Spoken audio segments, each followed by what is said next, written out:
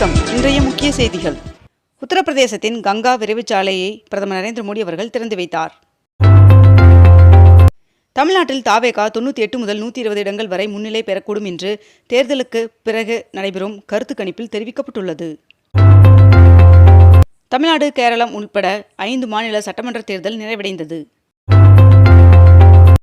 திருச்சானூரில் பத்மாவதி தாயார் சுவாமி கோவிலில் வசந்தோற்சவம் தொடங்குகிறது.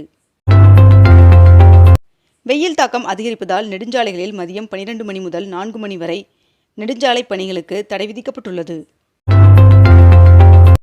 தேர்தலுக்கு பிந்தைய கருத்து கணிப்பில் கேரளாவில் காங்கிரஸ் கட்சி ஆட்சி அமைக்கும் என்று தகவல் வெளியாகியுள்ளது. தமிழ்நாட்டிற்கு மே மாதம் 2.5 டிஎம்சி தண்ணீர் திறக்க கர்நாடகாவிற்கு காவிரி மேலாண்மை ஆணையம் உத்தரவிட்டுள்ளது. தேர்தலுக்கு பிந்தைய கருத்து கணிப்பில் மேற்கு வங்கத்தில் பாஜக ஆட்சியை பிடிக்கும் என்று தகவல் வெளியாகியுள்ளது. சித்ரா பௌர்ணமியை முன்னிட்டு திருவண்ணாமலையில் அமைந்துள்ள அண்ணாமலையார் சுவாமி கோவிலில் பௌர்ணமி கிரிவலம் செல்ல மேற்கண்ட இந்த நேரம் அறிவிக்கப்பட்டுள்ளது. தமிழகத்தில் மே 4ஆம் தேதி வாக்கு எண்ணும் பணியை கண்காணிக்க 234 தொகுதிகளிலும் வெளி மாநில பார்வையாளராக IAS அதிகாரிகளை நியமித்து இந்திய தேர்தல் ஆணையம் உத்தரவிட்டுள்ளது. மதுரையில் சித்திரை திருவிழா தேரோட்டம் மிக விமர்சையாக நடைபெற்றது.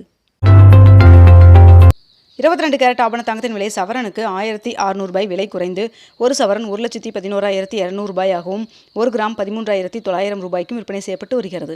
இதனைத் தொடர்ந்து 1 கிராம் வெள்ளியின் விலை கிராமிற்கு 5 ரூபாய் விலை குறைந்து 1 கிராம் வெள்ளி 260 ரூபாய்க்கு விற்பனை செய்யப்பட்டு வருகிறது.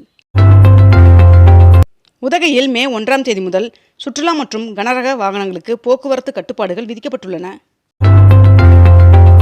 மே 1ஆம் தேதி புதுச்சேரி ஜிப்மர் மருத்துவமனையின் வெளிப்புற நோயாளிகள் பிரிவு இயங்காது என்று ஜிப்மர் நிர்வாகம் அறிவித்துள்ளது. சென்னை ரயில்வே கோட்டம் 2025-26ஆம் நிதியாண்டில் 1290 கோடி ரூபாய்க்கு சரக்கு வருவாய் ஈட்டி சாதனை படைத்துள்ளது என்று தெற்கு ரயில்வே தெரிவித்துள்ளது. இளநிலை பொறியியல் படிப்பிற்கான சேர்க்கை கலந்தாய்வுக்குரிய விண்ணப்ப பதிவு மே 2வது வாரத்தில் தொடங்குகிறது என்று தெரிவிக்கப்பட்டுள்ளது. ரேஷன் கடைகளில் குடும்ப அட்டைதாரர்களுக்கு கேழ்வரகு வழங்க அரசு முடிவு செய்துள்ளதாக தகவல் வெளியாகியுள்ளது.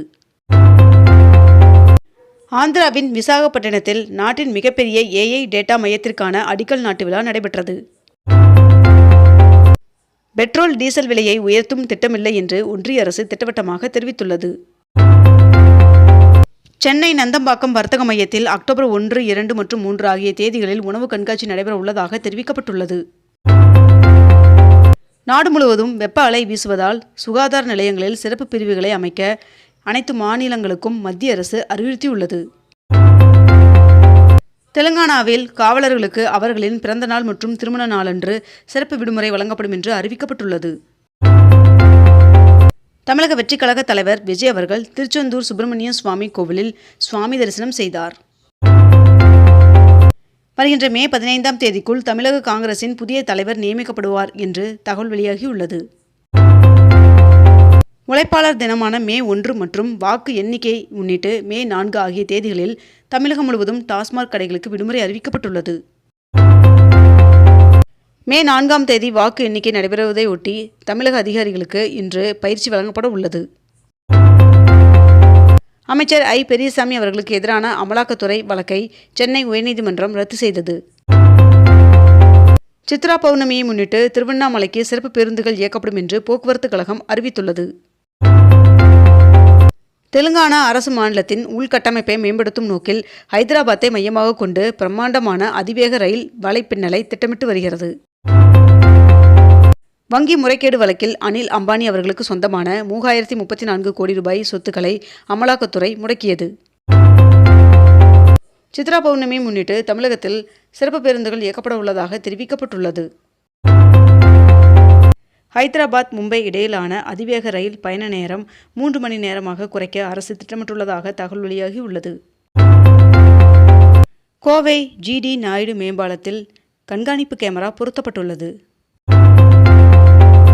தமிழகம், புதுச்சேரியில் ஒரு சில இடங்களில் இன்று முதல் மே 2ஆம் தேதி வரை வெப்பநிலை இயல்பை விட 2 முதல் 3 டிகிரி செல்சியஸ் அதிகமாக இருக்கக்கூடும் என்று சென்னை வானிலை ஆய்வு மையம் தகவல் தெரிவித்துள்ளது. புதுச்சேரியில் மக்கள் தொகை கணக்கெடுப்பு பணி ஜூன் மாதம் 1ஆம் தேதி முதல் தொடங்குவதாக அறிவிக்கப்பட்டுள்ளது. மன்னார்குடி திருப்பதி இடையிலான விரைவு ரயில் LHB தொழில்நுட்ப பெட்டிகளாக மாற்றம் செய்து தெற்கு ரயில்வே அறிவித்துள்ளது. உலகின் 5வது பெரிய இராணுவ செலவை செய்யும் நாடு என்ற அந்தஸ்தை பெற்றது இந்தியா. 12ஆம் வகுப்பு முடித்த மாணவர்கள் தமிழக அரசு கல்வி நிறுவனத்தில் தொழிலாளர் மேலாண்மை பட்ட படிப்பில் சேரலாம் என்று தெரிவிக்கப்பட்டுள்ளது. மேலும் இதற்கு மே 18ஆம் தேதிக்குள் விண்ணப்பிக்கலாம் என்றும் தெரிவிக்கப்பட்டுள்ளது. இந்தியா நியூசிலாந்து இடையே தடையற்ற வர்த்தக ஒப்பந்தம் கையெழுத்தானது என்று ஒன்றிய அமைச்சர் பியூஷ் கோயல் அவர்கள் தெரிவித்துள்ளார். சென்னை உயர்நீதிமன்ற வழக்கறிஞர்கள் சங்க நிர்வாகிகளுக்கான தேர்தல் இன்று நடைபெறவுள்ளதாக தெரிவிக்கப்பட்டுள்ளது. அமராவதி அணையின் நீர்மட்டம் 21 அடியாக சரிந்துள்ளது. கோடை விடுமுறையொட்டி ஏலகிரி மலைக்கு சுற்றுலா பயணிகளின் வருகை அதிகரித்துள்ளது. நிதி ஆயோக்கின் புதிய துணைத் தலைவராக அசோக் குமார் தாஹிரி அவர்கள் நியமனம் செய்யப்பட்டுள்ளார். அகில இந்திய கராத்தே போட்டியில் காஞ்சிபுரத்தை சேர்ந்த மாணவர் தங்கம் வென்றார். நாடு முழுவதும் LPG சிலிண்டர் விநியோகத்திற்கு OTP அடிப்படையிலான முறையை மே மாதம் முதல் 100% கட்டாயமாக்க அரசு முடிவு செய்துள்ளது. பழனி முருகன் சுவாமி கோவிலில் நடைபெற்ற உண்டியல் காணிக்கை எண்ணும் பணியில் முதல் நாளில் 4,62,00,000 ரூபாய் வருவாய் கிடைக்கப்பெற்றுள்ளது.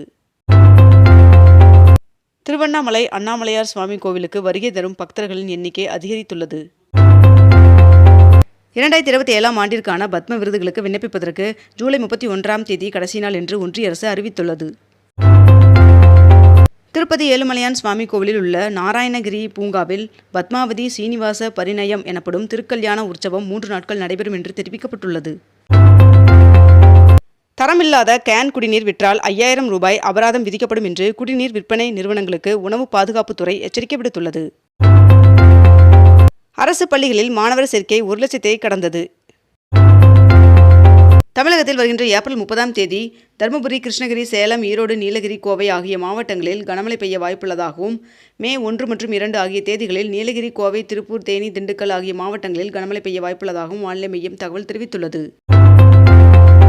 தவேக தலைவர் விஜய் அவர்கள் தாக்கல் செய்த வேட்பு மனுவை ஆய்வு செய்ய கோரிய மனு சென்னை உயர்நீதிமன்றத்தில் தள்ளுபடி செய்யப்பட்டுள்ளது. கோடையில் மின் தட்டுப்பாட்டை சமாளிக்க வெளிச்சந்தையிலிருந்து மின்சாரம் கொள்முதல் செய்ய திட்டமிடப்பட்டுள்ளதாக தகவல் வெளியாகியுள்ளது. இளங்கலை மருத்துவ படிப்பிற்கான நீட் நுழைவுத் தேர்வுக்கான ஹால் டிக்கெட் வெளியிடப்பட்டுள்ளது.